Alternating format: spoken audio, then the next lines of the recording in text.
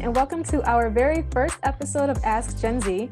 I'm Keaton, and my first guest that I have with me today is Kirsty Moir. Kirsty, thank you for joining me today. Thank you for having me. Of course. So, our platform is called Ask Gen Z, but you and I are both millennials. So I think it is really important to include both generations into these conversations because we do have a lot in common, and the conversations and advice that are going to be given during the series will apply to both and be helpful, I believe. And I also did a short video from our Advancing Diversity event at CES in Las Vegas. And I interviewed Gen Z and millennials and experts in the industry on what they all had to say to each other. And I thought it was really interesting to hear what the experts wanted the younger generations entering their world to know and what they're worried about. And I also thought it was really eye-opening to hear what the younger generations wanted the experts to know as they entered their entry-level positions and what stereotypes about themselves they wanted to dismiss. So I think all of this is very relevant to everyone. And I just hope that this series will give some insights into those topics. So, Kirsty, you are the Member Success Manager at MediaVillage. Can you explain what that means? Yes, of course. As a member success manager at MediaVillage, I handle all of the editorial content here. So that's everything from working with our member companies directly, as well as our journalists, to strategize the messaging of our articles and to assign them to the correct journalists and their correct expertise in their field, scheduling interviews and updating all of the editorial calendars for our member companies as well. And just basically ensuring that our content pipeline is very streamlined and we're creating quality thought leadership for our member companies. So you have a lot of responsibility, and I know that because I work with you, but what would you say is your favorite part about the work you do at MediaVillage and your least favorite if you have one? I think my favorite part would definitely be the communication and the kind of just like friendship I've built with our member companies, with the connections that I've had with the content leads on their side throughout all these article processes and the storytelling and all the social strategy calls that we have for the messaging of each piece. We kind of really get to know each other well, and especially with all these Zoom calls now, it's just been great being a valuable member to our partners and having them find value in us as well. And I think the least favorite part, though, on top of that, would be the Zoom calls, because it used to be in-person meetings, and now it's just a lot of Zoom calls. But it's still great to be able to have that connection and have that face-to-face connection as well. Yeah, I agree with that. I think probably my favorite part would be being able to work with people who care about the work that they're doing and who are really invested in that, because I think that's really important. And I feel like everyone at MediaVillage really cares about the work that they're doing. And also having the opportunity to use my skills in video production, because I absolutely love that. So, what originally attracted you to the industry, and what is your experience in terms of support, development, and opportunity? So it's funny, what actually interested me originally into the advertising and media world was Mad Men. I started watching that when it first came out when I was in middle school. I think I was like seventh grade. And I just loved Peggy Olson in that show. She was really cool. She started out as a secretary and then went to a copywriter and then made her way up to a partner in a very male dominated advertising world at the time in the 60s. So I think just watching that show and seeing the kind of creativity that brands use to connect with their audience was really, really interesting to me. So that's what kind of got me to turn to that and go to college for advertising and public relations. And my experience personally in terms of like the support and development opportunities that I've been able to have, especially at MediaVillage, was to be able to go to a lot of events pre-COVID, of course, for our member companies and conferences such as CES, which was amazing. The majority of our industry was there in advertising and marketing and media. And it was just a great experience to grow my networking skills and to just being able to really get out of my comfort zone in those areas as well was really beneficial for me, I think. That's great. So our next topic is something that Jack Myers, founder of MediaVillage, is very passionate about, and that is advancing D&I within our industry. Do you feel that our industry is doing enough to advance a diverse and inclusive workforce?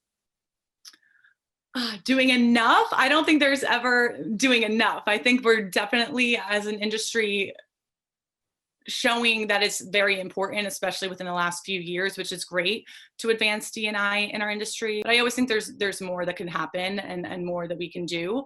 MediaVillage, for example, with our advancingdiversity.org, we're really proactive in that space. Our whole motto is that we advance diversity and inclusion from advocacy into activism. So we're taking real action into going one step further than just having the conversation. We have stuff such as our economic relief fund, which helps donate to nonprofit organizations, which all support D&I within communities and within our industry as a whole. So I think having those kind of programs and initiatives take place is super important into progressing this conversation and taking it into an active role in our community and our industry.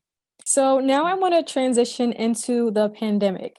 Now, Jack Myers hosts a great leadership conversation series about the state of our industry and predictions for 2021, among other things, which are all on demand at MediaVillage.com. But for you, has COVID-19 created more of a community feeling or less, would you say? Of course, being isolated during lockdown and stuff, it feels like it's less of a community, but I've actually grown to see that I am more collaborative with my coworkers who I didn't normally talk to on the day-to-day in the office. I'm learning with Zooms calls that I'm more proactively talking with them and conversing with them and more involved in projects across the whole company. And it's kind of less siloed, which is definitely a benefit. So that collaboration is great, but in the physical realm, of course, it's a little bit more isolated. But there's pros and cons to both, I think, with COVID. Being part of the generation that knows all about social media, how has social media been more involved in your life since lockdown? So from a personal level, it was so involved in my life with lockdown since I was on social media way more often, specifically Instagram, Snapchat, and TikTok. Oh my gosh, TikTok. TikTok has blown up. It really has. I can be on it for so long and not even realize how much time has gone by. Uh, Same, same. so with that, I actually deleted my social apps off my phone 2 weeks ago. Oh, wow. Just to get that cleanse, and it's doing pretty good right now. But in a business standpoint, I've been on social media more often. Noticing our member companies on Twitter and on LinkedIn especially have been way more proactive with their posting during COVID, which is great because it keeps us all in the loop in the comfort of our own homes, which is awesome. But yeah, there's definitely an imbalance between my personal and professional in terms of social media. Yeah, I mean, social media has always been one of our go-to communication platforms. And I feel like now we're spending even more time on social media because there's nothing else to do. And That's so true. I have noticed though that people are finding other hobbies like reading or exercising, reconsidering life choices. So, what are some things that you've been doing outside of social media to stay busy? That's a great question. So my main thing I've been doing, I moved back home to Connecticut after COVID got really bad this summer because my lease was up and just thought it would be best to come home. As a lot of people, I think that's happened in our industry. I love hiking. I live in Connecticut and I forgot how beautiful it is this time of year in the fall with all the foliage in the trees. So hiking has been my main thing right now. There's a lot of trails in Connecticut to go on. So how about you? What have you been doing? Yeah, I mean, same. I came back home to Philly after the pandemic had started from New York and my lease was up. So I'm really grateful that I get to spend even more time with my family, um, reading, cooking, baking. I've been baking a lot recently, actually. It's really fun. So I'm making my family fat. That's what I'm doing. No, I've been cooking a lot too, actually. That's fun. Yeah, it's really cool. So would you prefer to continue working from home or are you looking forward to getting back to the office?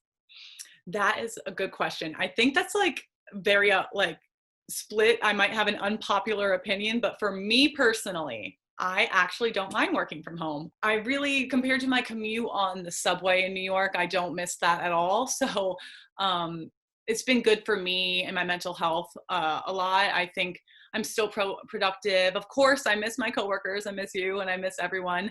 So if I had the option to go to work to the office like twice or three times a week and then go home the rest, I would do that. But I'm pretty comfortable at home right now.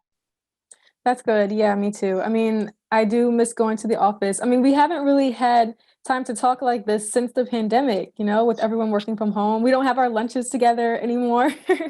I do miss our lunches. I will say that. That's my one thing. And our snack box in the corner. Oh, free snacks, of course. I miss our free snacks. Well, thank you so much, Kirsty, for taking the time to talk to me. Yes, thank you so much. This has been great, and I miss you.